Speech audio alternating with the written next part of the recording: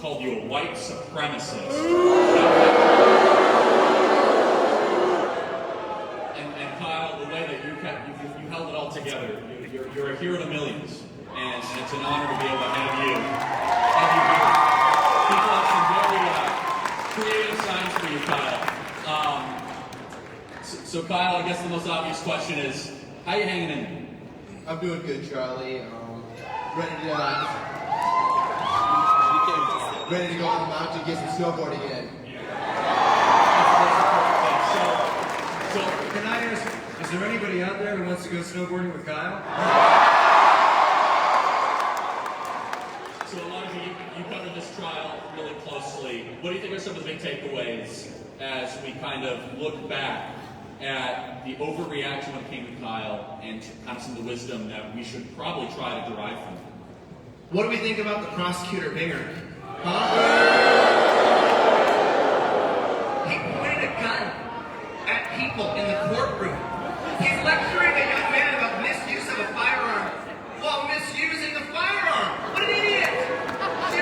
Seriously. And you know, what's interesting about this is they were hoping to get the same thing that a lot of trials have been getting, was that mob justice, by lies in the media, would force the jury to convict an innocent young man who was defending his life, exercising the Second Amendment, that did nothing wrong.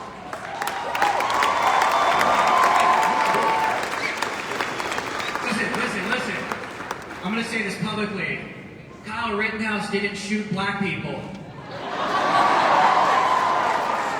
We just have to say that because the fake news media cartel is still saying that right now to this hour. People after the trial are calling my phone up after the testimony saying, I had no idea that this kid didn't shoot a single black person. I'm like, I know, because he's not a crazy white supremacist active shooter that decided to show up to Kenosha to kill a bunch of black people and commit a hate crime. Listen, this is why this is important. Listen, this is a moment. When sacrificial lamb in order to get their political point across, it was never a peaceful protest in Kenosha. It was not even a riot. It was a crime scene. What happened in Kenosha for 3 consecutive nights was a crime. Terrorism. Bloody, violent murder. That's into this. A lot of people don't know this. They focus on Kyle to cover up a domestic terrorist attack that took place over 3 days that was sanctioned by the local and state and federal governments, the deep state. They burned down buildings, people don't know this, with children inside. They had to put signs out reminding people that there were babies living in buildings. They took a brick to a man's head, an old man, a senior citizen, who asked them not to burn down his building. Guess what they did? They took a brick, split his head open, nearly killed him, then lit his business that had been in his family for decades on fire. And instead, they chose to focus on this man to sidestep the truth of what happened that night, which